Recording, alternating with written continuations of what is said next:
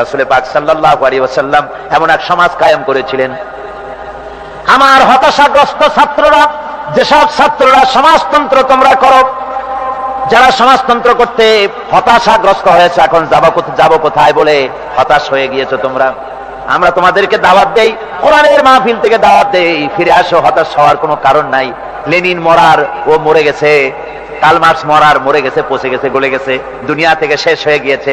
আল্লাহ নবীর নেতৃত্ব, সূর্য যতদিন উঠবে আর ডুববে, নবীজির নেতৃত্ব শেষ হবে না।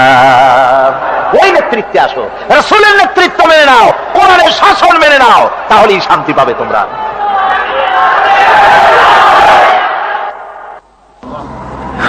আল্লাহর নবী দুপুরে আরাম করতেছিলেন।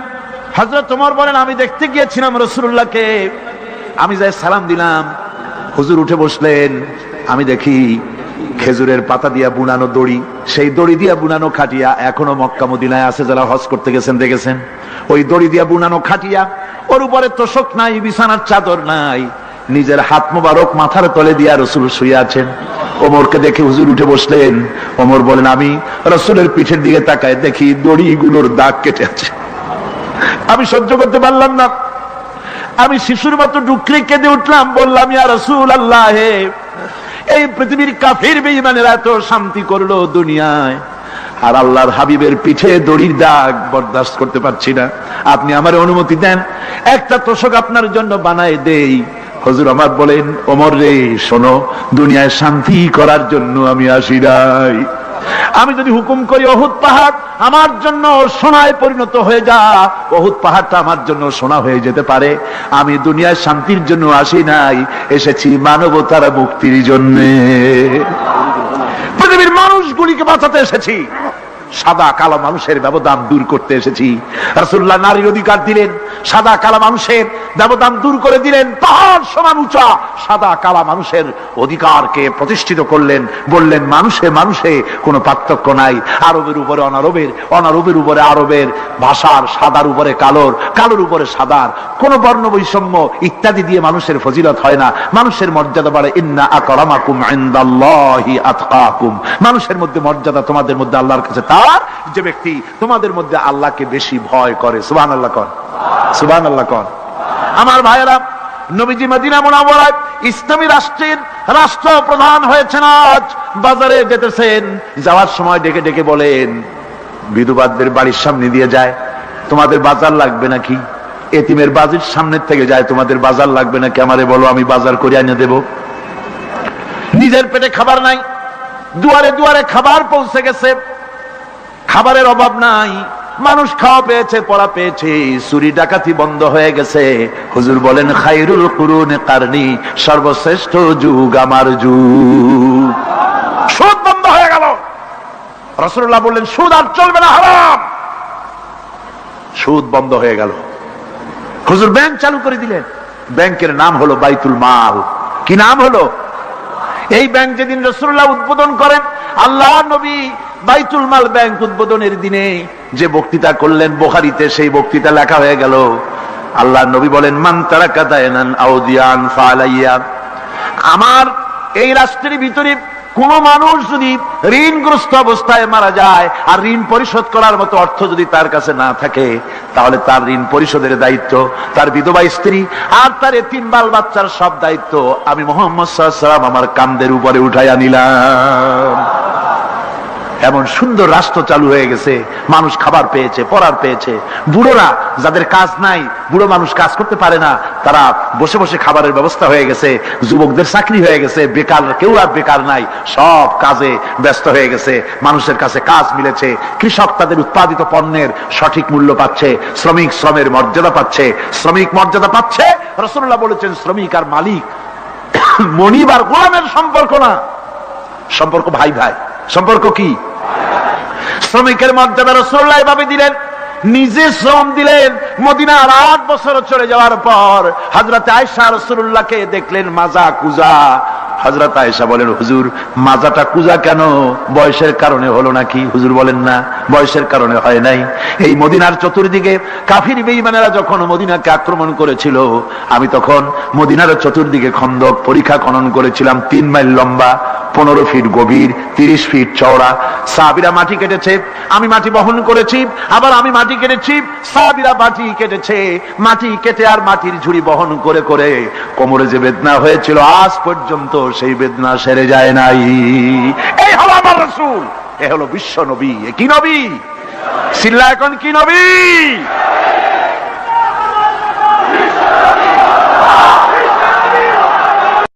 আল্লাহ রাব্বুল আলামিন তার হাবিব সম্পর্কে বলেন, তাবারাকাল্লাযী নাযালাল ফুরকানা আলা আবদিহি লিয়াকুনা লিল আলামিনা নাযীরা।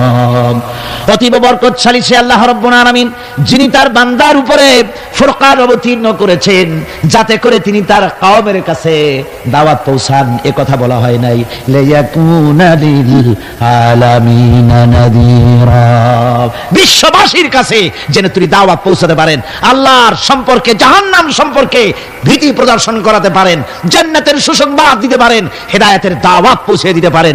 এই জন্য আমি রাসূলকে পাঠিয়েছি তাম বিশ্বের সমস্ত মানুষের জন্য। সুবহানাল্লাহি ওয়া বিহামদিহি, তিনি সকলের জন্য। তার সম্মান আর মর্যাদা আল্লাহ রাব্বুল আলামিন এমন ভাবে পেশ করলেন, তার মর্যাদা এত বেশি, নবীর মর্যাদা এত বেশি, মুহাম্মদ সাল্লাল্লাহু আলাইহি ওয়াসাল্লাম যদি উম্মতের কোন ব্যাপারে যদি বলেন হ্যাঁ, অমনি উম্মতের জন্য তা হালাল হয়ে যায়। সুবহানাল্লাহ পড়ে। কি আছে এমন যে তার মুখের কথা আইন, কোন পরামর্শের ধার ধারে না, মুখের কথাটা কি? আইন। রাসূল যদি বলেন হ্যাঁ, উম্মতের জন্য কি হয়? হালাল। হালাল। রাসূল বলছেন না, উম্মতের জন্য কি হয়ে গেল? হারাম হয়ে গেল। সুবহানাল্লাহ ওয়া বিহামদিহি। এটা হচ্ছে আল্লাহ তার রাসূলকে লেজিসলেটিভ পাওয়ার, আইন তৈরি করার অধিকার আল্লাহ তার হাবিবকে দিয়েছেন। রাসূল ছিলেন শারে, শরীয়ত প্রণেতা। হালাল হারামের সীমারেখা কোরআনে যা আছে এটা কোনো শেষ নয়। হালাল হারামের সীমারেখা রাসূলের পাককে প্রদান করার জন্য, নির্ধারণ করার জন্য আল্লাহ পাক তাকে পারমিশন দিয়েছেন, পাওয়ার দিয়েছেন। ওয়ামা আতাকুমুর রাসূলু ফাখুযুহু ওয়ামা নাহাকুম আনহু ফান্তাহু। এই আয়াত দিয়ে প্রমাণিত হয় রাসূল তোমাদের জন্য যা দেন তা গ্রহণ করো, যা নিষেধ করেন তার থেকে বিরত থাকো, ফিরে থাকো। রাসূল পাক সাল্লাল্লাহু আলাইহি ওয়াসাল্লামের ইজ্জত, সম্মান এভাবে আল্লাহ দান করলেন। হ্যাঁ বললে হালাল হয়ে যায়, না বললে হারাম হয়ে যায়। রাসূলের মর্যাদা এত বেশি, তিনি যদি পথ চলেন, পা উঁচু করলে আরশ আজিম পর্যন্ত চলে যান। তিনি যদি আল্লাহর দরবারে মুনাজাত করেন, মুনাজাত করতে দেরি আছে, কবুল হতে দেরি নাই। হাত তোলা লাগে না, হাত তোলা লাগে না। আমরা যে হাত তুলে মুনাজাত করি, রাসূল সাল্লাল্লাহু আলাইহি ওয়াসাল্লাম হাত তুলেছেন, আবার অনেক সময় হাত তোলেননি।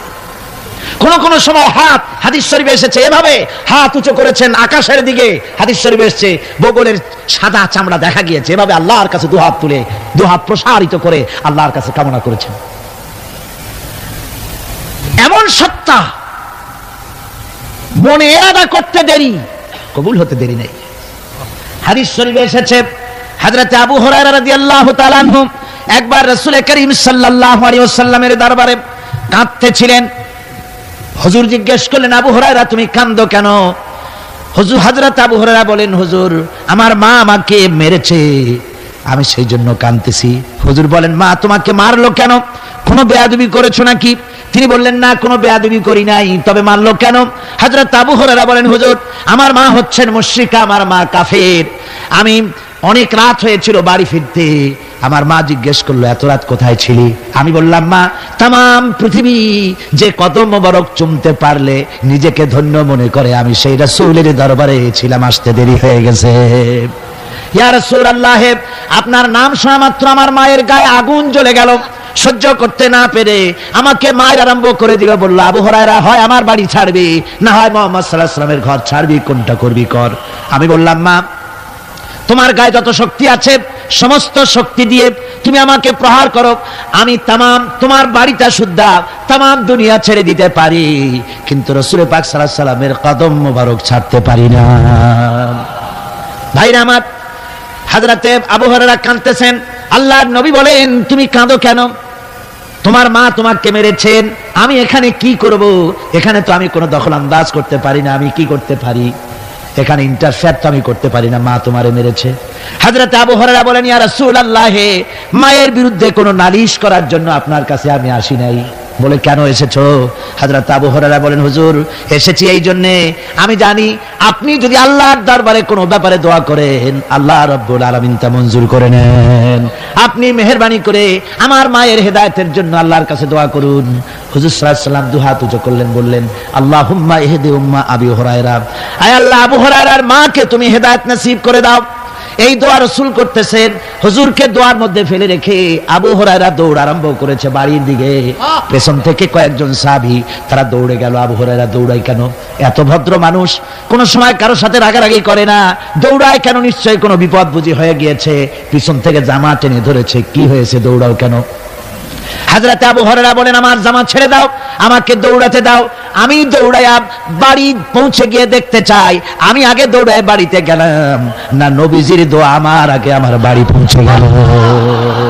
কোনটা হলো আমি সেটা দেখতে চাই। হযরত আবু হুরায়রা দৌড়াতে দৌড়াতে ঘরের কাছে গিয়ে নক করেছে। ভেতর থেকে আওয়াজ এলো, কে? কিছুক্ষণ পর মা আমার বেরোলেন, মাথার চুল দিয়া পানি পড়তেছে, বুড়া মানুষ। মা আমার কাছে এসে বলল, বাবা, তোমাকে মারার পর আমি বড় অনুতপ্ত হয়েছি, মনে মনে অনুশোচনা করেছি, আরে আমার ছেলে তো কোনো খারাপ জায়গায় যায় নাই, কোনো খারাপ মানুষের কাছে যায় নাই, মারলাম কেন? বড় অনুতপ্ত হয়ে গেছি আমি। এই অনুশোচনা করে আমি এইমাত্র গোসল করেছি, আমাকে নিয়ে চলো তুমি বিশ্ব নবী রাসূলুল্লাহর দরবারে। আমার ভাইরা, রাসূল পাক সাল্লাল্লাহু আলাইহি ওয়াসাল্লাম আল্লাহর নবী এমন এক মহান সত্তা ছিলেন যে তিনি দোয়া আল্লাহর দরবারে হাত উঁচু করতে দেরি আছে, কিন্তু দোয়া কবুল হতে দেরি নাই। হিজরত করে মদিনায় এসেছেন, নামাজ পড়তে দিল চায়, কাবা শরীফের দিকে ফিরে যদি নামাজ পড়তে পারতাম দিলটা বড় ভালো লাগতো, কিন্তু হাত উঁচু করে মোনাজাত করতেছেন না, আল্লাহর কাছে বলতেওছেন না যে আল্লাহ তুমি আমার কিবলাটা বাইতুল মুকাদ্দাস থেকে ফিরাইয়া মক্কা শরীফে বাইতুল্লাহর দিকে ফিরাইয়া দাও। মুখেও বলতেছেন না, মনেও না, শুধু আকাশের দিকে বারবার তাকাচ্ছেন, মোনাজাত করেন নাই। মনে মনে আশা পোষণ করতেছেন যদি এমন একটা ওহী নাজিল হয়ে যেত। আল্লাহ রাব্বুল আলামিন সঙ্গে সঙ্গে রাসূল জোহরের নামাজ পড়তেছিলেন, 2 রাকাত পড়া হয়ে গেছে, এমন সময় ওহী নাজিল হয়ে গেল, ক্বাদ নারা তাকাল্লুবা ওয়াজহিকা ফিস সামা। ও নবী, আমি দেখতে পেয়েছি বারবার আপনি আকাশের দিকে তাকাচ্ছেন। সুবহানাল্লাহ, আমি দেখতে পেয়েছি। ফালানুওয়াল্লিয়ান্নাকা কিবলাতান ফাওয়াল্লি ওয়াজহাকা শাতরাল মাসজিদিল হারাম। আর দেরি নাই, আপনার মনের আশা পুরো হয়ে গেছে, এক্ষুনি আপনার কিবলা পরিবর্তন করুন। হুজুর 2 রাকাত পড়েছিলেন বাইতুল মাকদাসের দিকে ফিরে, বাকি 2 রাকাত তিনি মক্কা শরীফের কাবা শরীফের দিকে ফিরলেন। আজও পর্যন্ত সেই মসজিদ আছে, সাক্ষ্য দিচ্ছে নবীর কথা কিভাবে মঞ্জুর হয়। মসজিদে কিবলাতাইন মদিনা মুনাওয়ারায় সে মসজিদ আজও আছে। ভাইরা আমার, রাসূল পাক সাল্লাল্লাহু আলাইহি ওয়াসাল্লাম এত বড় মর্যাদা সম্পন্ন ব্যক্তিত্ব, মহান ব্যক্তিত্বের উম্মতের মধ্যে আল্লাহ আমাদের শামিল করেছেন। শুকরিয়া স্বরূপ আমরা পড়ি আলহামদুলিল্লাহ। জোরে সোরে পড়েন আলহামদুলিল্লাহ। আমার ভাইরা, মর্যাদা এত বেশি আল্লাহ রাসূলকে আল্লাহ রাব্বুল আলামিন দান করেছেন। এই পৃথিবীতে কোন মানুষের সঙ্গে যদি আপনি বেয়াদবি করেন, তিনি আপনার বাপ হোক, তিনি আপনার মা হন, অথবা আপনার উস্তাদ হন, অথবা আপনার পীর হন, যে কেউ হোক না কেন, কারোর সঙ্গে যদি কোনো বেয়াদবি হয়ে যায় তো শুধু একটা বেয়াদবি ছাড়া আর কিছুই না। কিন্তু নবীজির সঙ্গে যদি কেউ বেয়াদবি করে সেটা শুধু বেয়াদবি থাকে না, কুফরি হয়ে যায়। কি হয়ে যায়? কুফরি হয়ে যায়। রাসূলুল্লাহকে কেউ তাওহীন করলে, অসম্মান করলে, সমালোচনা করলে কাফের হয়ে যায়। যেমন কি হয়ে যায়? কত বড় মর্যাদা! রাসূল পাক সাল্লাল্লাহু আলাইহি ওয়াসাল্লাম, তার সামনে সাহাবায়ে কেরাম বসা, হুজুর কথা বলছেন, সাহাবায়ে কেরাম তারাও কথা বলছেন। কথা বলতে বলতে এক পর্যায়ে সাহাবীদের গলার আওয়াজ বড় হয়ে গেছে, হুজুরের গলার আওয়াজ শোনা যায় না, সাহাবীদের গলার আওয়াজটা বড় হয়ে গেল। আল্লাহ রাব্বুল আলামিন এতটুকু বরদাস্ত করলেন, আমার নবীর গলার আওয়াজের চাইতে তোমাদের আওয়াজ বড় হলো কেন? সঙ্গে সঙ্গে ওহী নাজিল হয়ে গেল। আল্লাহ রাব্বুল আলামিন বলেন, ইয়া আইয়ুহাল্লাযীনা আমানু লা তারফাউ আসওয়াতাকুম ফাওকা সাউতিন নবী। ও বিশ্বাসীরা, খবরদার, তোমরা যারা ঈমান এনেছো শোনো, তোমাদের গলার আওয়াজ যেন আমার নবীর গলার আওয়াজের চাইতে বড় না হয়ে যায়। যদি তা হয়, আনতাহবাতা আমালুকুম, জীবনের সমস্ত ভালো কাজগুলি আমি আল্লাহ বরবাদ করে দেব। আজ পর্যন্ত এই আয়াতে কারিমা রাসূল পাক সাল্লাল্লাহু আলাইহি ওয়াসাল্লামের রওজায়ে আতহারের সামনে সবুজ সাইনবোর্ডের উপরে সোনার অক্ষর দিয়ে এই আয়াতে কারিমা লেখা রয়েছে। সুবহানাল্লাহ। সর্বকালের, সর্বযুগের সর্বশ্রেষ্ঠ মহামানব, সর্বশ্রেষ্ঠ বিশ্বনবী, আল্লাহর পরে যার মর্যাদা, তিনি হচ্ছেন মুহাম্মদ রাসূলুল্লাহ সাল্লাল্লাহু আলাইহি ওয়াসাল্লাম। তার অনুসরণ করা ইবাদত, তার অনুসরণ করা কি? আর তার নাফরমানি করা কুফরি। আল্লাহ রাব্বুল আলামিন বলেন, নবী আপনি বলুন, কুল ইন কুনতুম তুহিব্বুনাল্লাহ ফাত্তাবিউনি ইউহিব্বুকুমুল্লাহ ওয়া ইয়াগফির লাকুম যুনুবাকুম ওয়াল্লাহু গফুরুর রহিম। নবী বলুন, তোমরা যদি আল্লাহকে ভালোবাসো, মুমিনদেরকে শোনানো হচ্ছে, শোনো, তোমরা যদি আল্লাহকে ভালোবাসো, ফাত্তাবিউনি, ও নবী আপনি বলে দেন যে তাহলে আমার অনুসরণ করো। কার অনুসরণ? নবীর। কার অনুসরণ? নবীর অনুসরণ। আল্লাহকে যদি ভালোবাসো, এ দাবি যদি সত্য হয়, আমার অনুসরণ করো। আর আমার অনুসরণ যদি করো, আল্লাহ পাক বলেন, নবী শুনায় দেন, আপনার অনুসরণ যারা করবে আল্লাহ তাদেরকে ভালোবাসবেন। আর শুধুই ভালোবাসবেন না, তামাম জিন্দেগির সকল গুনাহ খাতা রব্বুল আলামিন মাফ করে দিবেন। জীবনের সব গুনাহ মাফ হয়ে যাবে যদি হুজুরের অনুসরণ করা যায়। বিশ্বকবি, কবি সম্রাট আল্লামা ইকবাল রাহমাতুল্লাহ আলাইহি বলেছেন, কি মোহাম্মদ সে वफा तूने तो हम तेरे हैं, ये जहां चीज ही क्या लोह कलम तेरे हैं। মোহাম্মদ সাল্লাল্লাহু আলাইহি ওয়াসাল্লামের সঙ্গে মোহাব্বত জুড়ে দাও, আকাশ আর জমিন তো দূরের কথা, লোহ কলম পর্যন্ত আমি আল্লাহ তোমার জন্য করে দেব। তুমি মুহাম্মদের হয়ে যাও সাল্লাল্লাহু আলাইহি ওয়াসাল্লাম, তার অনুসরণ করো, তার অনুকরণ করো জীবনের সব ক্ষেত্রে। ভাইরা আমার, তিনি হচ্ছেন আদর্শ। ভালো করে শুনুন, এই পৃথিবীতে কোন পীর সাহেব, কোন খাজা বাবা, কোন মাওলানা সাহেব, তার অন্ধ অনুকরণ করা যাবে না। যাবে চোখ বুঝে, চোখ বুঝে, বিনা প্রশ্নে, বিনা তর্কে যার অনুসরণ করতে হবে তিনি হচ্ছেন মুহাম্মদ রাসূলুল্লাহ সাল্লাল্লাহু আলাইহি ওয়াসাল্লাম। বিনা প্রশ্নে। কোন পীর সাহেব বললেন সকালবেলায় 10,000 বার আল্লাহু আল্লাহু করো, আল্লাহ আল্লাহ আসতে হু জোরে, অথবা লা ইলাহা ইল্লাল্লাহ 500 বার জিকির করো, লা ইলাহা আসতে ইল্লাল্লাহ জোরে। আর ইল্লাল্লাহ কোন কোন মুরিদরা তো এত জোরে করে তাতে কলব থাকলেও পারে গেলেও পারে। আপনি ওই পীর সাহেবের কথা মতো এই জিকির করবেন, আপনাকে দেখতে হবে রাসূল পাক সাল্লাল্লাহু আলাইহি ওয়াসাল্লাম এইরকম জিকির করেছেন কিনা। ঠিক কিনা বল? সাহাবায়ে কেরাম রিদওয়ানুল্লাহি তাআলা আলাইহিম আজমাইন তারা এরকম জিকির করেছেন কিনা। যদি রাসূল এরকম জিকির করে থাকেন, সাহাবায়ে কেরাম এরকম জিকির করে থাকেন, অবশ্যই সেই জিকির আমরা করব। ঠিক কিনা? অন্ধভাবে কাউকে গ্রহণ করব না। কেউ পাগড়ি বাঁধলো, পেছনটা 6 হাত লম্বা রাখলো, আমার পীর সাহেব, সেই জন্য আমি বুঝি আমিও 6 হাতের জায়গায় বরকতের জন্য 12 হাত একেবারে লম্বা করে টানতে টানতে আসবে রাস্তার উপর, এরকম করব না। জামাটা কেমন হবে, মোষটা কেমনে কাটবো, দাড়িটা কিভাবে রাখবো, টুপিটা কিভাবে লাগাবো, খানা কিভাবে খাবো, তারপরে কিভাবে কি করবো আর না করবো, সবটার মানদণ্ড হচ্ছেন কে?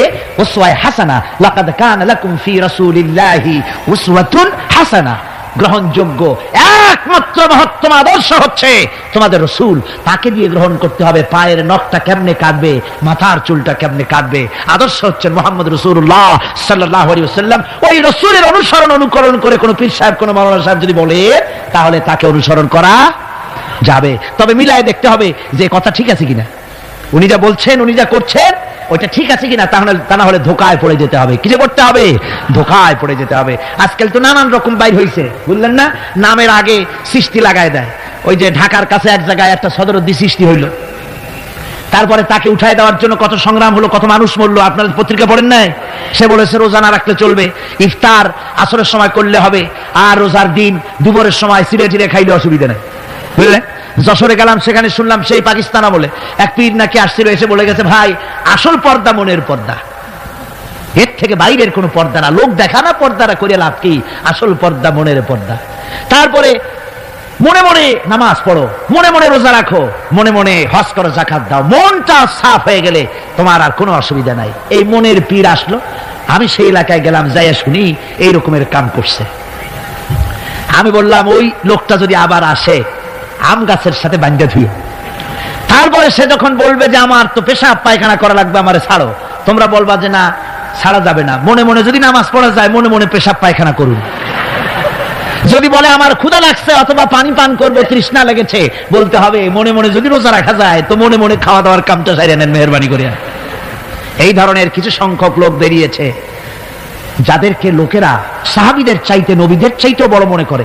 আশ্চর্য কথা, বিভিন্ন জায়গায় এই ধরনের পীর হয়, তাদের আবার নওরোজ অনুষ্ঠান হয়, তাদের জন্ম দিবসে তাদেরকে গোসল করানো হয়, সেই গোসলের পানি আবার মুরিদেরা খায়। জোরে কর নাউজুবিল্লাহ, জোরে কর নাউজুবিল্লাহ।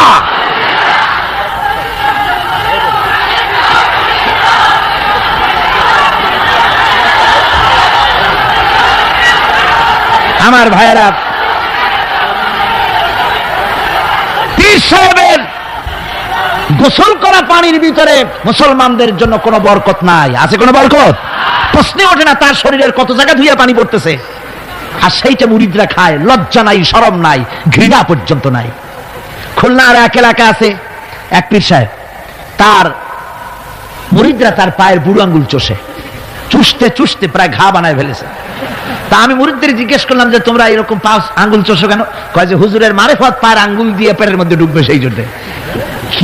কি ধরনের খুরাফাত, কি বিদআত!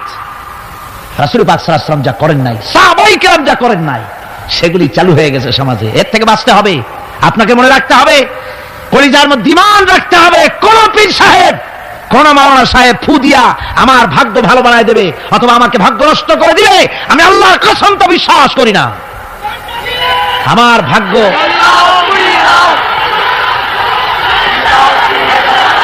আমার ভাগ্য, আমার তাকদীর ভালো বা খারাপ, এ সবটা হতে পারে আল্লাহর পক্ষ থেকে। কার পক্ষ থেকে? জোরে বলেন, কার পক্ষ থেকে? আল্লাহর পক্ষ থেকে হতে পারে।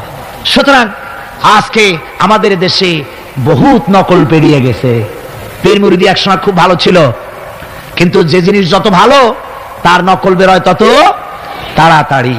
তবে আলহামদুলিল্লাহ, এখনো আলহামদুলিল্লাহ কিছু হাক্কানি পীর এখনো আছে যারা সমাজের কাজ করেন, যারা ওইভাবে কদম বুঝি নেওয়ার জন্য পা আগ বাড়ায় দেয় না। কথা বুঝতে পেরেছেন? মানুষকে সর্বনাশ করে না, বরং তাদের ইলম আছে, ইলমের দ্বারা মানুষের কাছে হেদায়েতের কথা শোনায়, সমাজ গঠনমূলক কাজ করে, আল্লাহর কোরআন প্রচার করে। এ ধরনের লোক আছে, তবে এদের সংখ্যা কম। ঠিক কিনা কম? এদের সংখ্যা কম। এরা বিভিন্ন জায়গায় মাজার তৈরি করেছে, মাজারাত তৈরি করেছে। একটা দুইটা মাজার না, বহুত মাজার। গাড়ি বাস সব থামাইয়া তারপরে তাদের কাছ থেকে, মানুষের কাছ থেকে পয়সা কালেকশন করা হয়। ঠিক কিনা? এই যে পয়সা কালেকশন করা হলো, আমি জিজ্ঞেস করি এই টাকাগুলো যে কালেকশন করা হলো, দেওয়া হলো, এই টাকা দিয়ে কবরে যে শো আছে, ওই টাকা দিয়ে তিনি কি কোনো ফায়দা পান? টাকা দরকার কার? জীবিত মানুষের না মরা মানুষের? তো কমন সেন্স নাই কেন মুসলমানের? যিনি ইন্তেকাল করেছেন, মাটির মধ্যে শুয়ে আছেন, তারে টাকা দেই কেন? উনি কি এই কমলার সিজনে কমলা কিনে খাবেন? তো টাকাটা কেন দেওয়া হয়? এই আপনার টাকা দিয়া এই মাজারকে যারা পাহারা দেয় তারা অনেক বড় লোক হয়ে গেছে। ঠিক কিনা? আবার অনেক মাজার আছে যে মাজারে কেডা শোয়া তা মাজারের পাহারাদারও জানেন। এরকম আমি নিজেও দেখেছি। জিজ্ঞেস করেছি যে কবর কার? কত তা তো জানি না। একজন আল্লাহর মাহবুব বান্দা শুয়ে আছে এখানে। কে সেই মাহবুব বান্দা? নাম টাম জানি না, স্বপ্নের মধ্যে দেখলাম আল্লাহর এক ওলির কবর এখানে, সেই জন্য গম্বুজ বানাই দিছি।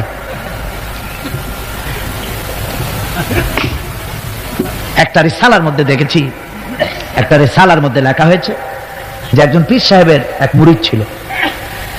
তো পীর সাহেবের বাড়িতে এক মাজার আছে, সেই মাজারকে কেন্দ্র করে প্রতি বছর ওরস হয়। মুরিদ সে গরিব মানুষ, ব্যবসা বাণিজ্য করে খায়। তারপরে তার একটা গাধা ছিল, সেই গাধার উপরে সওয়ার হয়ে বাজার ঘাট করতো, মালপত্র আনা নেওয়া করে ওই দিয়ে তার জীবিকা নির্বাহ হতো। একদিন তার গাধাটা মারা গেল। সেই রিসালার মধ্যে লেখা হয়েছে যে লোকটা তখন গাধা মরেছে, এরা কিচ্ছু নাই, জমি জমাও নাই, খাবে কি করে? খুব দুঃখ পেল মনে। আর এই গাধা যদি মরে কুলে পড়ে থাকে তাহলে দুর্গন্ধ হবে। সেই জন্য রাস্তার পাশে ঝুপড়ি, তার একটা বাড়ি, ওই বাড়ির পাশেই রাস্তার পাশেই একটা কবর খুঁড়িয়া তার মধ্যে গাধারে শোয়াই দিয়া দাফন টাফন করিয়া কবরের পাশে বসে আর দুশ্চিন্তা করতেছে যে আমি এরপরে বাঁচবো কি করে, খাবো কি, ঘুমায় মানে চোখ বুঝে বুঝে কাঁদতেছে। এমন সময় ওইটা ছিল বাজারে যাওয়ার রাস্তা, লোকজন বাজারের দিকে যাচ্ছে। যাওয়ার সময় চিন্তা করলো যে এখানে তো কোনোদিন মাজার দেখিনি, এখানে একটা লোক কাঁদতেছে মাজারের কাছে বসে, না জানি কোনো অলি আল্লাহর কবর হবে বোধহয়। এরপরে লোকেরা বাজার থেকে ফেরার সময় দেখে যে হ্যাঁ ওই সে লোকটা এখনো কাঁদতেছে। তখন যার কাছে যা ছিল, কেউ 2টা পান থুয়ে গেল, কেউ একটা বেগুন, কেউ 2টা চিংড়ি মাছ, কেউ 2টা টাকা, কেউ একটু মরিচ, এইভাবে তরি তরকারি চাউল যার কাছে যা ছিল কিছু কিছু দিয়ে গেছে। কিছুক্ষণ পর সন্ধ্যার দিকে লোকটা মনে করলো আর কতক্ষণ কান্দি, এখন বাড়ি যাই। চোখ খুলে দেখে চতুর্দিকে খাদ্য খাবার, তরি তরকারি, পয়সা করি। কয় যে মাশাআল্লাহ, শুনছিলাম হাতি বাঁচলেও লাখ টাকা, মরলেও লাখ টাকা। সে কথা যে গাধার ব্যাপারে খাটে তা তো জানি না, এই গাধা মরিও তো আমার বাঁচাই গেছে। এখন ওই কবরের উপরে, গাধার কবরের উপরে চাদর টাদর চড়াই চড়াই দিয়া ওইখানে জুজ্জাক করে বসছে। বছর খানিক চলে গেল, লোকেরা পয়সা করি দেওয়া শুরু করলো।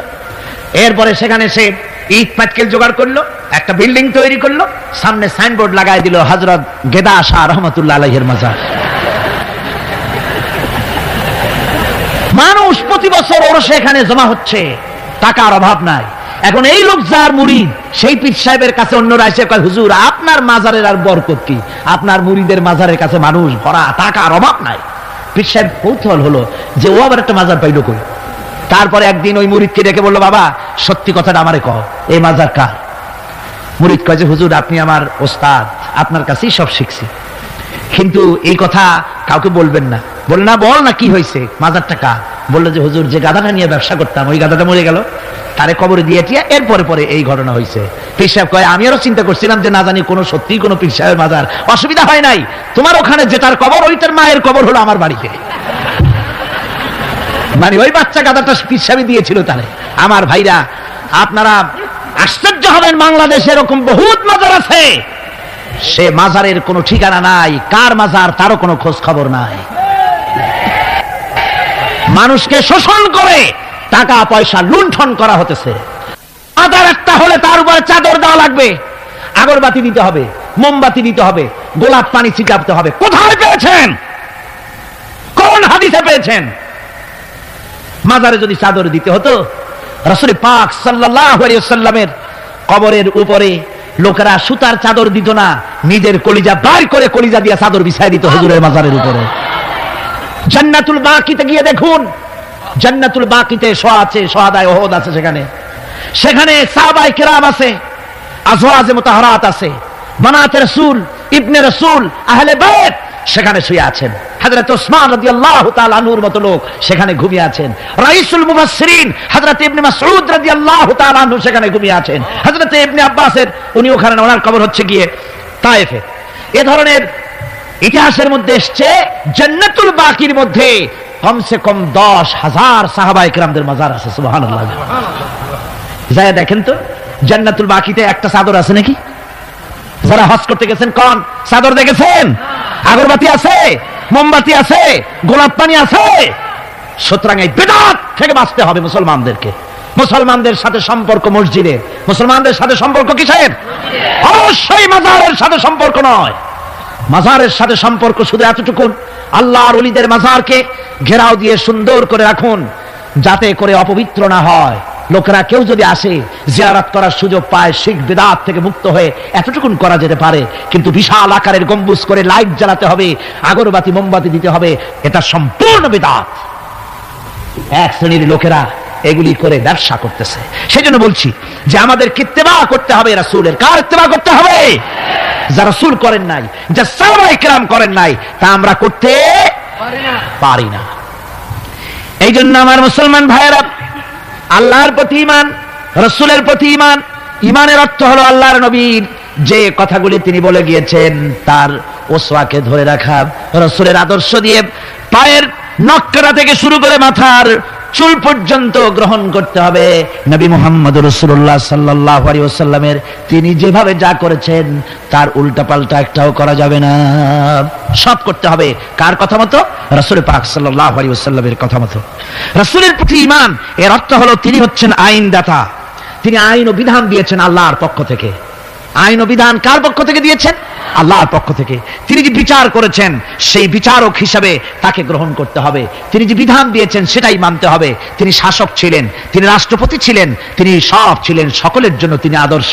তিনি যুবকের আদর্শ, তিনি নানার আদর্শ, তিনি স্বামীর আদর্শ, তিনি পিতার আদর্শ, তিনি রাষ্ট্রপতির আদর্শ, তিনি সেনাপতির আদর্শ, তিনি শ্রমিকের আদর্শ, তিনি সকলেরই আদর্শ। ঠিক কিনা কর? সকলের আদর্শ। রাসূলের ফয়সালা প্রত্যেকটি উম্মতকে মানতে হবে। একবার একজন মুসলমান আর একজন ইহুদি রাসূলের কাছে গিয়ে উপস্থিত হলেন। ইহুদি গিয়ে নালিশ করলো হুজুরের কাছে মুসলমানের বিরুদ্ধে। হুজুর সাল্লাল্লাহু আলাইহি ওয়াসাল্লাম সে নালিশ শুনে তিনি ফয়সালা দিলেন ইহুদির পক্ষে। মুসলমান ব্যক্তি অসন্তুষ্ট হয়ে গেলেন। তিনি চলে গেলেন হযরত ওমরের কাছে, গিয়ে বললেন, ভাই ওমর, একটা জিনিসের বিচারের সানি করার জন্য আপনার কাছে এসেছি। কি সানি? বলে যে মুহাম্মদ সাল্লাল্লাহু আলাইহি ওয়াসাল্লামের কাছে গিয়েছিলাম, তিনি এই বিচারটা করলেন, আমি মুসলমান, নামাজ পড়ি, চাঁদা দিই, জিহাদে যাই, আর আমার পক্ষে রায় না দিয়ে রায় দিলেন তিনি ইহুদির পক্ষে। আপনি মেহেরবানি করে বিচারের সানিটা করে দেন। হযরত ওমর বলছেন, অবশ্যই আমি সানি করব, বসো। হযরত ওমর ঘরে চলে গেলেন। ঘরের ভিতর থেকে একটা তরবারি নিয়ে এলেন। তরবারিকে খাপ মুক্ত করে তিনি বললেন, আল্লাহর বান্দা, যে ব্যক্তি মুহাম্মদ রাসূলুল্লাহ সাল্লাল্লাহু আলাইহি ওয়াসাল্লামের ফয়সালা করে দেওয়ার পর তার ফয়সালার সানি করতে আসে, ওর সানিটা, ওর ফয়সালাটা এরকম করে করে দিতে হয়। তরবারি দিয়ে আঘাত দিলেন, লোকটি দুই টুকরা হয়ে পড়ে গেল। আমার বন্ধুগণ, সারা এলাকায় সারা পড়ে গেল, মুসলমান, হযরতে ওমর মুসলমান হত্যা করেছেন। তার ওই নিহত ব্যক্তি আত্মীয় স্বজনরা দিয়ত দাবি করতে এলো। আল্লাহ রাসূলের কাছে আল্লাহ পাক জানিয়ে দিলেন যে এই লোক হযরত ওমর কোন মুসলমান হত্যা করেনি। হযরত ওমর যাকে হত্যা করেছে সে ব্যক্তি মুনাফিক। সে ব্যক্তি কি? মুনাফিক। অর্থাৎ হে রাসূল, আপনি ফয়সালা দেওয়ার পর সেই ফয়সালা যে মানে না, দ্বিধাদ্বন্দ্বে ভোগে, ওই ফয়সালা গ্রহণ করতে রাজি হয় না, সে মুমিন নয়, মুসলমান হিসেবে দাবি করতে পারে না, তার জমিনে বেঁচে থাকার অধিকারও সে হারিয়ে ফেলে। আমার মুসলমান ভাইরা, আল্লাহ রাব্বুল আলামিন আমাদের জন্য এভাবে করে তিনি আমাদের রাসূল পাক সাল্লাল্লাহু আলাইহি ওয়াসাল্লামকে দিয়েছেন, উসওয়া করে দিয়েছেন। তার ইতাআত করা, তার আনুগত্য করা দুনিয়াবাসীদের জন্য ফরজ করে দেওয়া হয়েছে। আল্লাহ রাব্বুল আলামিন বলেন, ওমা আরসালনা মির রাসূলিন ইল্লা লিইউতা'a বিইذনিল্লাহ। আমি যে রাসূলই পাঠিয়েছি তাদের আনুগত্য করতে আমি বাধ্য করে দিয়েছি। তাদের আনুগত্য শুধু এই জন্যই করতে হবে লোকদেরকে, যেহেতু তারা নির্দেশ করেন আল্লাহর হুকুম অনুযায়ী। আল্লাহর নির্দেশ অনুযায়ী নবীদের আনুগত্য সকলেরই করা লাগবে। আল্লাহ পাক বলেন, যে ব্যক্তি রাসূলের আনুগত্য করে সেজন্য আমি আল্লাহ রাব্বুল আলামিনের আনুগত্য করলো। জোরে বলেন সুবহানাল্লাহ। এরপরে আল্লাহ রাব্বুল আলামিন বলেছেন, ইয়া আইয়ুহাল্লাযীনা আমানু আতিউল্লাহা ওয়া আতিউর রাসূল ওয়া লা তুবতিলু আমালাকুম। আল্লাহ পাক বলেন, ও বিশ্বাসীরা, তোমরা আনুগত্য করো আল্লাহর এবং আনুগত্য করো রাসূলের। কোন ব্যাপারে? কোন তো আনুগত্য যে আল্লাহ করতে বললেন আল্লাহর এবং রাসূলের, কোন ব্যাপারে আনুগত্য? সমস্ত ব্যাপারে, জীবনের সকল অঙ্গনে আনুগত্য করতে হবে। কার? আমি দেখতে পাচ্ছি মাঝখান থেকে দুই একজন লোক হাঁটেন, আমি কিন্তু আগেই নিষেধ করেছি এই বেয়াদবি আল্লাহর হস্তে কেউ করবেন না। আপনার হাঁটার কারণে অন্য লোকদের শোনার মধ্যে ডিস্টার্ব হয়, এই বেয়াদবি কেউ করবেন না। ভাইরা আমার, আল্লাহ এবং রাসূলের আনুগত্য করতে হবে জীবনের সকল ক্ষেত্রে। রাসূল পাক সাল্লাল্লাহু আলাইহি ওয়াসাল্লাম শুধু নামাজের কথা বলেছেন, শুধু রোজার কথা বলেছেন, হজ আর যাকাতের কথা বলেছেন, আর কিছু বলেন নাই নাকি? বলেছেন কিনা? রাসূলুল্লাহ রাজনীতি করেছেন কিনা? রাসূলুল্লাহ প্রেসিডেন্ট ছিলেন কিনা? যুদ্ধ করেছেন কিনা? কিন্তু আজ আমাদের দেশে শুনতে হয় রাসূলের প্রতি ঈমানের অর্থ কি? ঈমানের অর্থ শুধু এতটুকু নয়, রবিউল আউয়াল মাস আসবে আর তুম পে লাখো সালাম, আর সারা বছর খোঁজ নাই। খুব সুন্দর করে দরুদ শরীফ, মিলাদ শরীফ পড়বেন, আর রাসূলের আইন অমর্যাদা হবে। রাসূলের আইন সংসদে থাকবে না, পার্লামেন্টে থাকবে না, কোর্ট কাছারি আদালতে থাকবে না। বলা হবে ধর্ম আর রাজনীতি আলাদা। রাসূলের প্রতি এই ঈমানের 4 পয়সা মূল্য নাই। আছে মূল্য? মূল্য নাই। রাসূলের প্রতি ঈমান কি? ঈমানটাই হলো রাসূল যা করেছেন, আমাদেরকে যেভাবে যা আদেশ করেছেন তাই আমাদের মানতে হবে। উম্মতের এটা দায়িত্ব। কিন্তু আমরা এমনই উম্মত, আমরা নিজেরা ফয়সালা করি নিজেদের। আমরা বলেছি ধর্ম আর রাজনীতি আলাদা। অবশ্য চট্টগ্রামে এই ধরনের কথা কেউ বলে না, বলে ধর্ম আর রাজনীতি আলাদা। জোরে কর নাউযুবিল্লাহি মিন যালিক। ধর্ম আর রাজনীতি আলাদা যারা বলে, তারা হলো রাজনীতি ব্যবসায়ী। তারা কি ব্যবসায়ী? রাজনীতি ব্যবসায়ী। ওরা রাজনীতির ব্যবসা করে। জুদা হো জু দিন সে সিয়াসত রহ জাতি হ্যায় চেঙ্গেজি। ধর্ম থেকে রাজনীতি যখন আলাদা হলো, তখন সেখানে বাকি থাকে চেঙ্গিজিপনা, হালাকু খানপনা, মারামারি, হত্যাকাণ্ড সেখানে চালু থাকে, আর কিছুই থাকে না। ধর্ম ছাড়া রাজনীতি, তার নাম হচ্ছে প্রচন্ড দুর্নীতি। তার নাম কি? একটি প্রচন্ড দুর্নীতি। এক শ্রেণীর লোকেরা আজ বলছে যে ধর্ম আর রাজনীতি আলাদা। ধর্ম কোথায়? তাদের কথা হলো ধর্ম হলো পবিত্র জিনিস। ওই পবিত্র জিনিস থাকবে মসজিদে, পবিত্র জিনিস থাকবে মাদ্রাসায় আর খানকার ভেতরে। ওই পবিত্র ধর্ম রাজনীতিতে আনা যাবে না।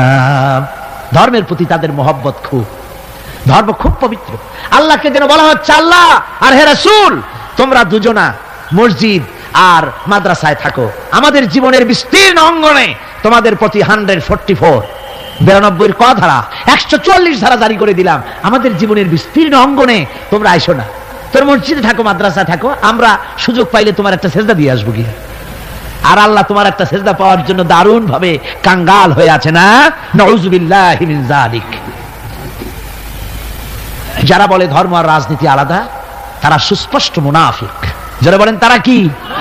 আল্লাহ পাক পরিষ্কার বলেছেন, ইনিল হুকমু ইল্লা লিল্লাহ আমারা আল্লাহ তা'বুদু ইল্লা ইয়্যাহু যালিকাদ দীনুল কাইয়্যিম। আল্লাহ পাক বলেন, আল্লাহ ছাড়া কারো নির্দেশ মানা যাবে না।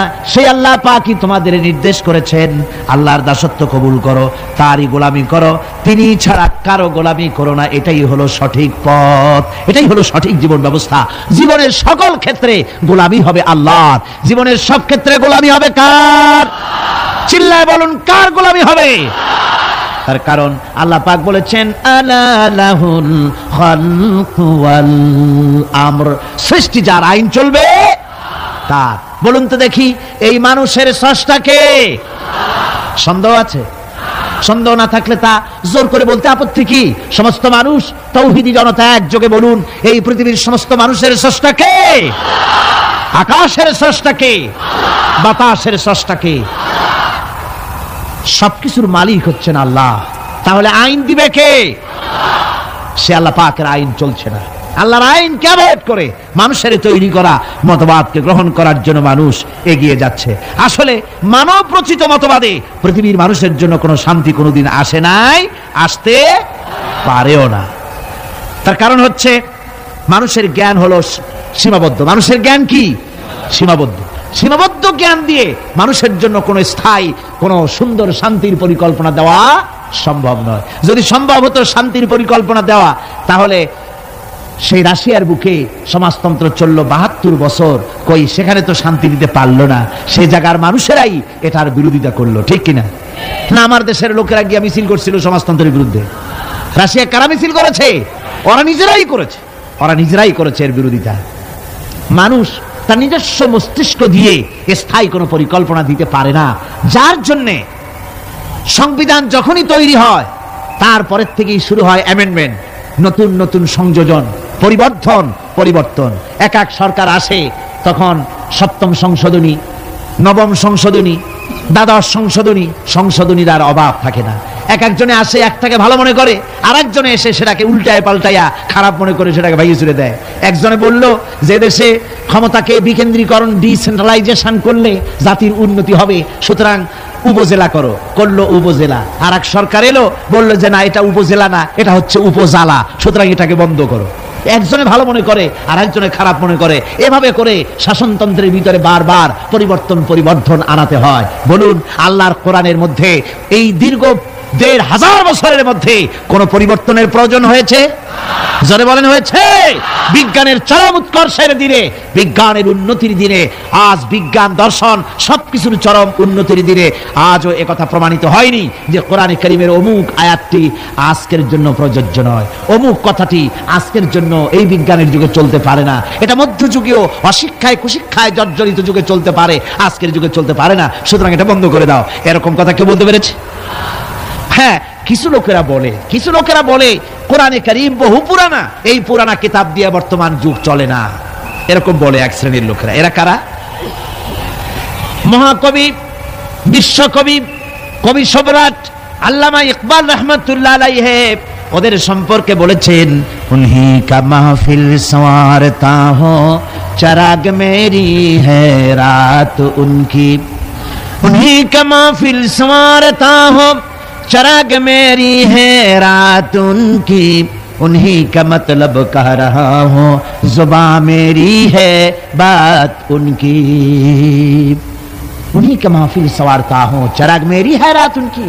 আমি অন্যের মাহফিলে, আমি অন্যের মাহফিল সাজাই, নিজের কোনো মাহফিল করার যোগ্যতা নাই। আমি অন্যের রাত্রে চেরাগ জ্বালাই, আমার নিজের কোনো রাত নাই। আমি অন্যের মতলব বলি নিজের মুখ দিয়া, আমার নিজের কোনো কথা নাই, অন্যের কথা আমার জিহ্বা দিয়া বলি। অর্থাৎ এই সমস্ত লোক যারা বলে কোরআন বর্তমান যুগে চলতে পারে না, মধ্যযুগীয়, এই লোকগুলি, এই কথাগুলি তাদের নিজেদের নয়। যেমন জেনের রুগীরা যে কথা বলে, সে কথা জেনের নয়, সে কথা রুগীর নয়, কথা জেনের। ওই রকম করে এই সব কথা যারা বলে, তাদের মাথার উপরে ভর করেছে কে? রাশিয়া। তাদের মস্তকের মধ্যে ভর করেছে পেন্টাগন, তাদের মস্তিষ্কে ভর করেছে শান্তিনিকেতন, দিল্লি, মস্কো, পিকিং। এই সমস্ত মাথার উপরে ভর করে ওদের মুখ থেকে কথা বেরোয়। তা নাহলে আজ পর্যন্ত কেউ বলতে পারেনি কোরআনে কারীমের মধ্যে এই আয়াতটা বর্তমান যুগে চলতে পারে না, এগুলো উলট পালট করে দেওয়া হোক, এই কথা কেউ বলতে পারে নাই।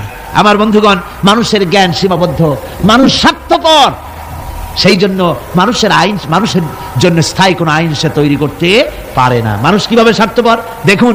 আমি যদি আপনাদেরকে বলি যে আগামীকাল আপনাদেরকে এইখানে একজন লোককে আমি দায়িত্ব দেব, সেই ব্যক্তি, তাকে ৫,০০০ কমলা দেওয়া হবে। এই ৫,০০০ কমলাগুলি এই প্যারেড ময়দানের আশেপাশে যত 10 বছরের নিচে যত ছেলেপেলে আছে, সমস্ত ছেলেপেলেদেরকে দাওয়াত দিয়ে চট্টগ্রামের সব ছেলেদেরকে, এই শিশু কিশোরদেরকে একটা একটা করে কমলা সকলের হাতে দিয়ে দিবেন। এই দায়িত্ব দেওয়া হলো সলিমুদ্দিন নামক কোনো ব্যক্তিকে। সলিমুদ্দিন সাহেব কমলা নিয়ে দাঁড়ায় থাকলেন, ছেলেরা আসছে, উনি কমলা দিচ্ছেন একটা একটা করে।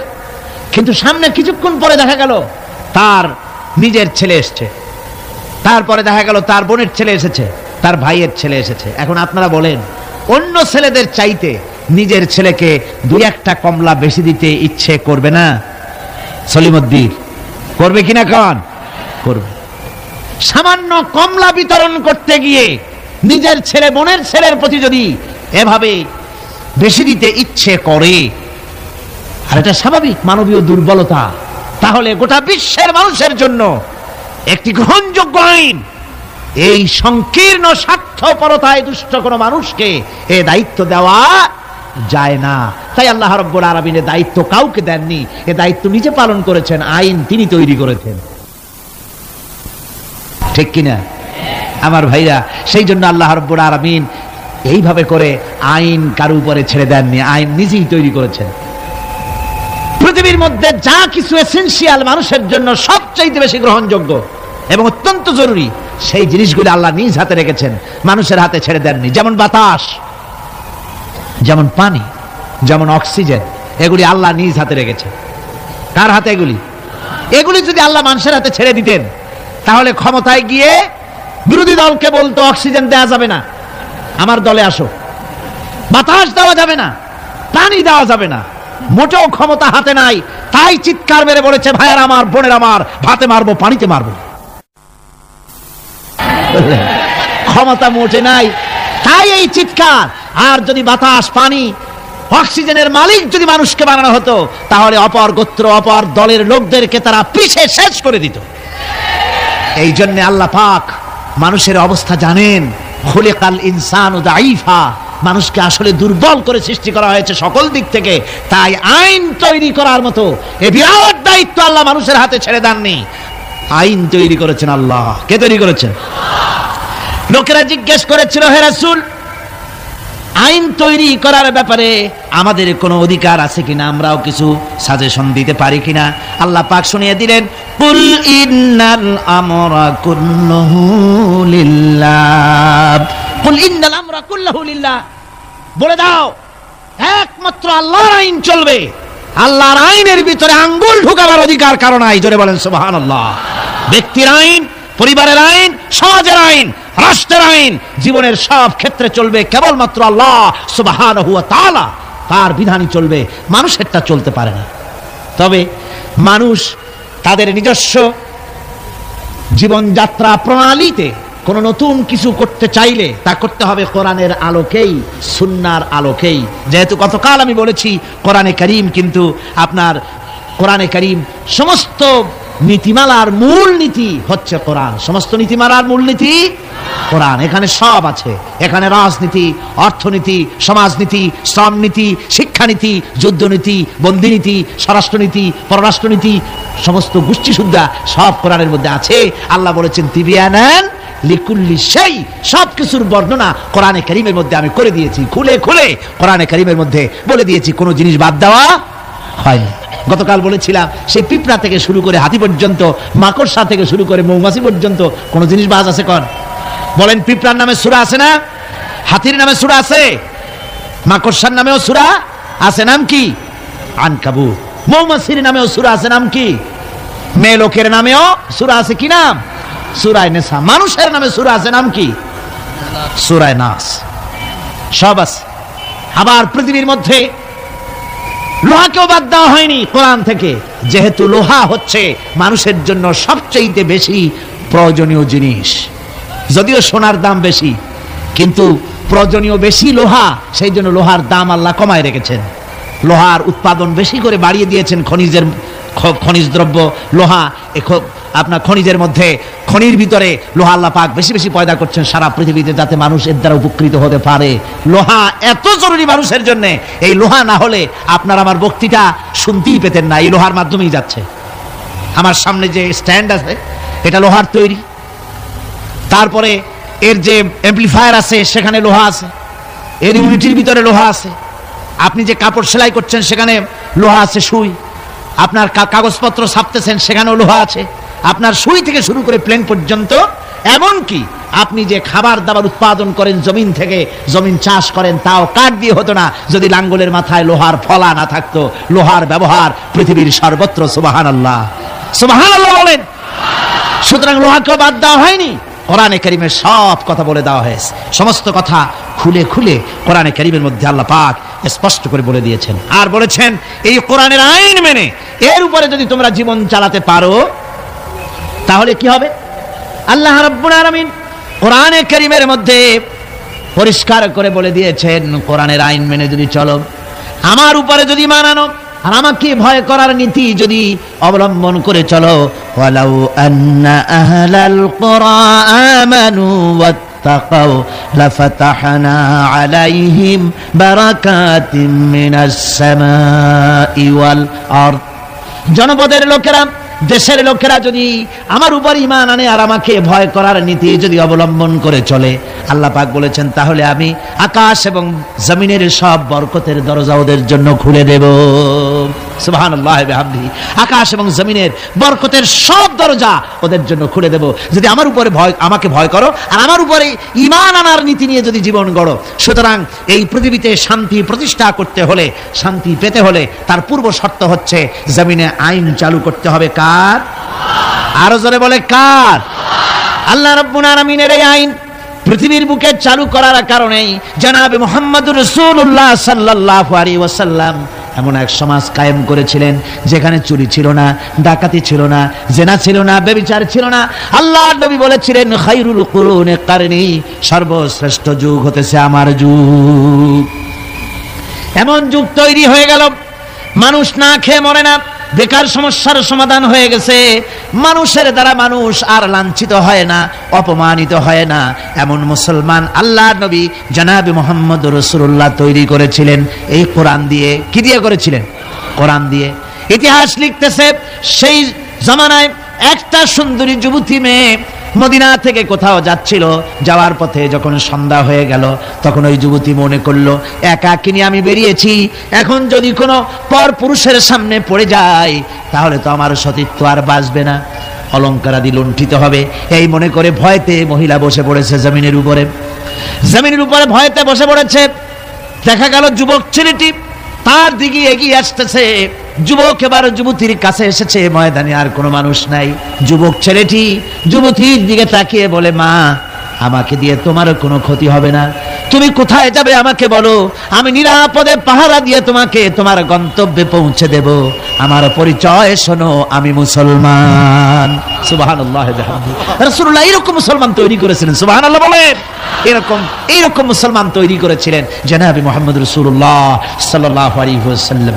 এভাবে মুসলমান তৈরি করেছেন যেই মুসলমানদের কোনো মানুষের কোনো ভয় ছিল না, সমাজে চুরি ডাকাতি জেনা ব্যভিচার সব বন্ধ হয়ে গিয়েছিল।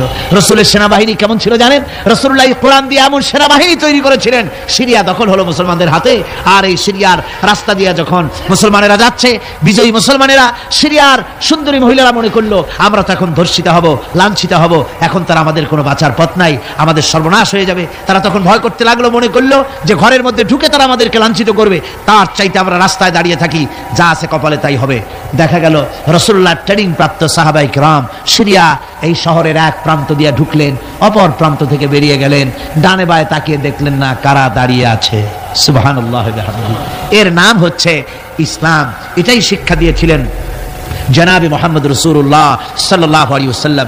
এমন এক সুন্দর সমাজ পৃথিবীতে কায়েম হয়েছিল, যার বরকতে এই সুন্দর সমাজ হয়েছিল। আপনারা কি চান বাংলাদেশে সেরকম একটি সমাজ কায়েম হোক?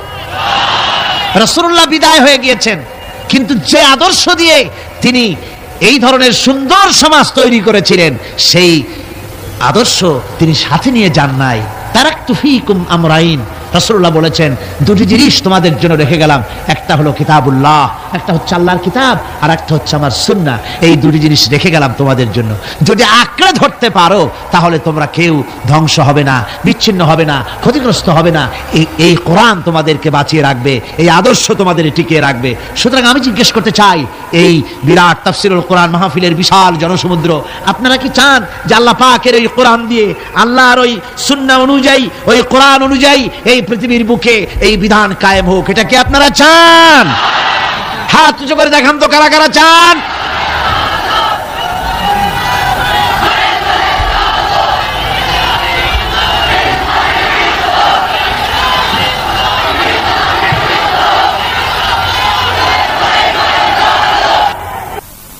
সুতরাং কোরআনে কারীমের আজকের যে জায়গা থেকে আমি আলোচনা করতেছিলাম সেখানে পরিষ্কার কথা বলে দেওয়া হয়েছে যে পৃথিবীতে নবী আগমন এজন্য শুধু নয় যে আপনাদেরকে আমাদেরকে শুধুমাত্র কিছু জামা কাপড় আর কিছু সুন্নতের কিছু ট্রেনিং তিনি দিবেন, এতটুকু নয়। নবীর আগমন ঘটেছে একেবারে মাথার চুল হাতের নখ কাটা থেকে শুরু করে রাষ্ট্র পরিচালনা পর্যন্ত সব শিখাবেন নবী। সব কে শিখাবেন? নবী শিখাই দিবেন সবকিছু, কোনো কিছু বাদ থাকবে না। আর মানুষের তৈরি করা মতবাদ প্রতিষ্ঠিত থাকবে না, প্রতিষ্ঠিত হবে আল্লাহর আইন। প্রতিষ্ঠিত হবে কার আইন? আল্লাহ রাব্বুল আলামিন বলছেন হুয়াল্লাযী আরসালা রাসূলাহু বিল হুদা ওয়া দীনিল হক লিইয়ুযহিরাহু আলা দীনি কুল্লি। রাসূল প্রেরণের উদ্দেশ্য সব রকমের মানুষের তৈরি করা মতবাদের উপরে ইসলামকে তিনি বিজয়ী করে দেবেন। নবী বিদায় হয়ে গেছেন, আল্লাহর নবী, তিনি এই আদর্শ তাকে যে কারণে পাঠানো হয়েছিল সেই কারণে তিনি সফল হয়েছিলেন কিনা বলুন? কি বলেন, সফল কিনা? পরিপূর্ণ সফল। মুহাম্মদ সাল্লাল্লাহু আলাইহি সাল্লাম রাষ্ট্র পরিচালনা করেছেন, নিজে প্রেসিডেন্ট হয়েছেন, রাষ্ট্র পরিচালনা করে, ইসলামী রাষ্ট্র গঠন করে, তারা প্রেসিডেন্ট হয়ে রাষ্ট্র পরিচালনা করে দুনিয়ার মানুষকে তিনি দেখায় গেছেন। সুবহানাল্লাহ ওয়া বিহামদিহি। রাসূল বিদায়ের পরে এই দায়িত্ব কাদের এখন? মুসলমানদের। জোরে বলেন, এই দায়িত্ব কাদের? এই দায়িত্ব আজ মুসলমানদের। আমরা কি সে দায়িত্ব পালন করছি? না, পরিপূর্ণরূপে সে দায়িত্ব আমরা পালন করছি না। আমরা দায় সারা গোছের কাজ করে যাচ্ছি, আমরা দায় সারা গোছের কাজ করে যাচ্ছি। আমরা দুনিয়ার সকল মতবাদের সাথে সম্পর্ক রাখি, ইসলামের সাথেও রেখে গতকাল যে আলোচনা করেছিলাম খানিকটা মুনাফিকি আচরণ করে যাচ্ছি। কথা ঠিক কিনা? খানিকটা মুনাফিকি আচরণ করে যাচ্ছি। আমাদেরকে স্পষ্টভাবে ইসলামের ময়দানে আসতে হবে। আজকে বলেন আপনারা, আমার দেশের কোর্ট কাছারিতে আল্লাহ বলছেন আমার দ্বীন প্রতিষ্ঠা হবে, আমার দেওয়া জীবন ব্যবস্থা প্রতিষ্ঠিত হবে সকল মতবাদের উপরে। তাহলে বলেন, আমাদের কোর্ট কাছারিতে যে বিচার হয়, ফায়সালা হয়, তা কি এই কোরআন অনুযায়ী হয়? আমার দেশের চোরের শাস্তি কি কোরআন অনুযায়ী হয়? জিনাকারের শাস্তি কি কোরআন অনুযায়ী হয়? মদখোরের শাস্তি, ডাকাতের শাস্তি, হত্যাকারীর শাস্তি কি কোরআন অনুযায়ী হয়? হয় না। আমার দেশের বিচার ফায়সালা, আমার দেশের আইন ও কানুন, আমাদের দেশের শিক্ষা ভবন, আমাদের দেশের সেক্রেটারিয়েট, আমাদের দেশের বঙ্গভবন, আমাদের দেশের কলেজ, ইউনিভার্সিটি, অফিস, আদালত, কল কারখানা, কোথাও কোরআনের পূর্ণাঙ্গ আইন মেনে চালানো হয় না। এরপরেও যদি আমরা নিজেদেরকে খাঁটি মুসলমান বলে দাবি করি, হ্যাঁ করতে পারি, মুখ যখন আছে করতে পারি, কিন্তু আল্লাহর কাছে খাঁটি মুসলমান হিসেবে বিবেচিত হব কিনা চিন্তা করার যথেষ্ট অবকাশ রয়েছে। ঠিক কিনা কর? ভেবে দেখতে হবে, ভেবে দেখতে হবে। সাহাবায়ে কেরাম কেন মার খেলেন? কেন মার খেলেন আল্লাহর পয়গম্বরেরা? চিন্তা করার কারণ আছে। যতই বলি নবীওয়ালা কাম করছি, যতই বলি জান্নাতের কাজ করছি, তাহলে জান্নাতের কাজ আপনি করছেন, নবীওয়ালা কাম করছেন, তাহলে আপনার সামনে, নবীদের সামনে যে সব স্টেশন এসছে, সে স্টেশন আসে না কেন? আপনি যাবেন চট্টগ্রাম থেকে ঢাকা যাওয়ার জন্য ট্রেনের টিকিট করেছেন, টিকিট করে ট্রেনে উঠেছেন, স্টেশন আসা উচিত ঢাকার দিকে, আখাউড়া, তারপরে কি বলে লাকসাম, কুমিল্লা, ফেনী, এই স্টেশন যদি আসে তাহলে বোঝা যাবে ট্রেন কোথায় যাচ্ছে, ঢাকার দিকে। কিন্তু টিকিট করেছেন ঢাকার, উঠেছেন ট্রেনে, এবার স্টেশন আসতেছে শ্রীমঙ্গল, স্টেশন আসছে কুলাউড়া, স্টেশন আসতেছে ফেঞ্চুগঞ্জ, তাহলে কি বুঝতে হবে কোথায় যায়? একেবারে উল্টা, সিলেটের দিকে ট্রেন চালু হয়ে গেছে। কাজে আপনার কাজ যদি সত্যি নবীওয়ালা হয়, সত্যি ইসলামের উপরে ভিত্তি করে হয়, তাহলে স্টেশন আসবে আবু জাহাল, স্টেশন আসবে আবু লাহাব, আসবে উতবা, আসবে মুগীরা, আসবে হিন্দা, আসবে ওহদ, আসবে বদর, আসবে ফাতে মক্কা। যদি এই সব স্টেশন না আসে, এসব স্টেশনের পরিবর্তে আসে কমলা, আঙ্গুর, বেদানা, হাদিয়া, নাজরানা, তাহলে বুঝতে হবে ট্রেন ঠিক মতো যাচ্ছে না। টিকিট করছেন ঠিক, ট্রেনে উঠছেন ঠিক, কিন্তু আপনার ইচ্ছে মতো গন্তব্যে ট্রেনটা যাচ্ছে না। আচ্ছা, এখন কি করবেন? আপনার ইচ্ছা যাবেন মদিনায়, কোথায় যাবেন? মদিনায়। গাড়িতে উঠেছেন, এবার এ গাড়ি মদিনার দিকে যাওয়ার জন্য যে সব স্টেশন আসা উচিত, সে স্টেশন আসতেছে না, স্টেশন আসে উল্টা। এখন আপনি করবেন কি? স্টেশন আসতেছে মস্কো দিয়ে যাওয়ার, স্টেশন আসতেছে আমেরিকা দিকে যাবার স্টেশন। এখন আপনি কি করবেন? আপনি যদি আপনার সিটে বসে ড্রাইভারকে গালাগালি করেন, তাতে কোনো ফায়দা হবে? আপনি যদি আপনার সিটে বসে রাগ করে নিজের চুল আর দাড়ি টানিয়ে টানিয়ে ছেড়েন, যাবো আমি মদিনায়, নিয়ে যায় আমারে মস্কো, কি সর্বনাশ, এ যদি রাগ করে দাড়ি চুল ছেড়েন, তাতে কোনো ফায়দা হবে? তারপরে রাগ করে নিজের সিটটা যেদিকে ট্রেন যাচ্ছে ওদিক থেকে ঘুরাইয়া পিছনের দিকে দিয়ে দিলেন, তাতে কোনো লাভ হবে? কিসে লাভ হবে? লাভ হবে চেইন পুল করতে হবে, গাড়ির চেন টানতে হবে, গাড়ি ঝাঁকুনি খেয়ে দাঁড়ায় যাবে। ড্রাইভারকে বলতে হবে, বেটা এই গাড়ি 95% যাত্রী মদিনার, আর তুমি নিয়ে চলেছো গাড়িকে দিল্লির দিকে, নিয়ে চলেছো পেন্টাগনের দিকে, গাড়ি ফিরাও। যদি যাত্রীর অধিকাংশ যাত্রীদের দাবি অনুযায়ী গাড়ি যদি না ফিরায়, তাহলে 2 নম্বরের কাজ হলো যাত্রীদেরকে ইঞ্জিনে যে দখল করে আছে যে ড্রাইভার, তাকে কিকড আউট করে দিয়ে ইঞ্জিন নিজের দখলে এনে একদম মদিনার দিকে ঘুরিয়ে দেওয়া, এটাই হলো একমাত্র পথ।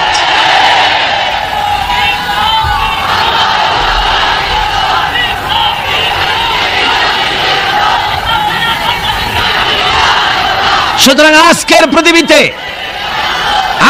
পৃথিবীতে দেশে দেশে মুসলমানের ইসলাম চায়। আমাদের দেশের শতকরা 95% মুসলমান, অথচ দেশের সরকার দেশকে আল্লাহর বিধান কোরআন অনুযায়ী না চালিয়ে কখনো বা ভারতকে খুশি করতে চান, কখনো বা আমেরিকাকে, কখনো বা ব্রিটেন ফ্রান্সকে খুশি করার জন্য অগ্রসর হচ্ছেন। এজন্য গোটা জাতির ঐক্যবদ্ধ প্রচেষ্টা চালানো দরকার। যে জন্য নবীরা এসেছেন সেই উদ্দেশ্যে নিজেকে প্রস্তুত করা। কথা বুঝতে পেরেছেন? নিজেদেরকে প্রস্তুত করতে হবে। অনুরোধ বিনোদে কাজ হবে না। গতকাল বললাম, একটা নাস্তিক কমিউনিস্টের প্রচার করা উঠান নামক নাটকটি, যেটা রয়েছে সম্পূর্ণ ইসলাম বিদ্বেষী, কোরআন বিদ্বেষী, ওই নাটক প্রচার করলে সরকারকে আমরা মনে করব মুনাফিকি রোগে পেয়েছে। বলছিলাম কাজ, আজকে খবর পেলাম, আমাকে একজন বলেছেন আজকে রাতেই নাকি সেই বন্ধ করা নাটক আবার চালু হয়েছে। তাহলে কি বুঝলাম? আমরা বুঝতে বাধ্য হলাম এ সরকার নিজে চলে না, ভারত চালায়। সরকার আজ ভারতের গোলামে পরিণত হওয়ার প্রচেষ্টা চালাচ্ছে। এর অবস্থা শুভ হবে না জাতির জন্য। এই অবস্থা শুভ হবে বলুন? আদৌ শুভ হবে না। সরকারকে বলতে চাই, কোরআনের মাহফিল থেকে সরকারকে জানাতে চাই, ভারতের চাইতে আল্লাহরে বেশি ভয় করুন। কারে বেশি ভয় করতে হবে? ওই ভারতের বাবার ক্ষমতা নাই। আল্লাহ যদি ক্ষমতা ছিনায় নেওয়ার ইচ্ছে করেন, তারপরে এক মুহূর্ত তোমাদেরকে টিকিয়ে রাখার পারবে ভারত? পারবে আমেরিকা? কেউ পারবে? কেউ পারবে না। সুতরাং ভারতকে ভয় নয়, ভয় করতে হবে আল্লাহকে। কাকে ভয় করতে হবে? সে আল্লাহ রাব্বুল আলামিনকে ভয় করে এগিয়ে আসতে হবে। আমরা সরকারকে, যে কোনো সরকার যখনই এসেছে, কোরআনে কারীমের মাহফিল থেকে আমরা তাদেরকে সতর্ক করেছি, ঠিক না? বিগত 14 বছরের ইতিহাস, এই তাফসীরুল কোরআন মাহফিলের 14 বছরের ইতিহাস, হাজার হাজার অডিও ভিডিও ক্যাসেট সাক্ষী। কোরআনে কারীমের আলোকে সরকারকে আমরা গঠনমূলক সমালোচনা করেছি। আমরা কখনো ডিস্ট্রাকটিভ সমালোচনা করি নাই, কনস্ট্রাকটিভ সমালোচনা করেছি, ঠিক না? আমরা চাই যারা ক্ষমতায় আছে তারা ইসলামের বিধান অনুযায়ী, দেশের শতকরা 95% জনতার মন মানসিকতা অনুযায়ী দেশ পরিচালনা করুন। যদি না পারেন, ব্যর্থ হন, তাহলে অশান্তি, আল্লাহর গজব অপেক্ষা করছে। যে গজবে অতীতের লোকেরা ভুগেছে, সেই গজবও অপেক্ষা করছে, ঠিক কিনা? কোরআনে কারীমের এত বড় বিশাল মাহফিল, এই মাহফিলে শরীক হতে পেরে আমরা ধন্য। আমরা আল্লাহর কাছে শুকর আদায় করি, সকলে বলি আলহামদুলিল্লাহ। মহব্বতের সাথে জোরে সোরে সবাই পড়েন আলহামদুলিল্লাহ। কোরআনে কারীমের আলোচনা শোনার জন্য আপনারা যেভাবে এসেছেন, আগামীকালও এবং আরো কয়দিন আছে? 3 দিন। একদিন একদিন করে নিয়ামতের দিনগুলি ফুরিয়ে যাচ্ছে। আপনারা আপনাদের বন্ধু বান্ধবদের সকলকে দাওয়াত দিয়ে নিয়ে আসবেন। এ মাহফিল এমনই এক বরকতপূর্ণ মাহফিল যে বাংলাদেশের অনেকগুলি জেলা থেকে এই শীতের প্রচন্ডতা উপেক্ষা করে, পকেটের পয়সা খরচ করে কোরআনে কারীমের এই তাফসীর শোনার জন্য এ মাহফিলে হাজির হয়। সবাই বলেন আলহামদুলিল্লাহ। এই বরকত থেকে মাহরুম হবেন না। আপনারা সবাইকে ডেকে ডেকে নিয়ে আসবেন। আর আসার সময় আপনারা বাসে, ট্রাকে অথবা পায়ে হেঁটে যেমনি আসবেন, আসার সময় মিছিল করে করে আসবেন, যাওয়ার সময় মিছিলের আকারে যাবেন, যাতে করে যারা হিংসুক আছে, এই মাহফিল যাদের বরদাস্ত হয় না, তারা কিন্তু সুযোগ পেলে ফাঁকে ফোঁকে আঘাত হানতে পারে। গত বছর, তার আগের বছর এসব দুষ্টামি তারা করেছে, ঠিক কিনা? ওদের চরিত্র বিশ্বাস করা যায় না। নিজেরা নিজেরা মারামারি করে অন্যের উপরে দোষটা চাপায় দেয়। ও, তাহলে আমার আর কিছু বলা লাগবে না, বুঝিয়ে ফেলছেন? মাশাআল্লাহ। আমি আপনাদের খেদমতে আরজ করছি যে এদের চরিত্রই এইটা, এদের চরিত্রই এটি। সুতরাং আপনারা যাবেন মিছিল সহকারে। কি সহকারে যাবেন? আসবেনও মিছিল সহকারে, যাবেনও মিছিল সহকারে।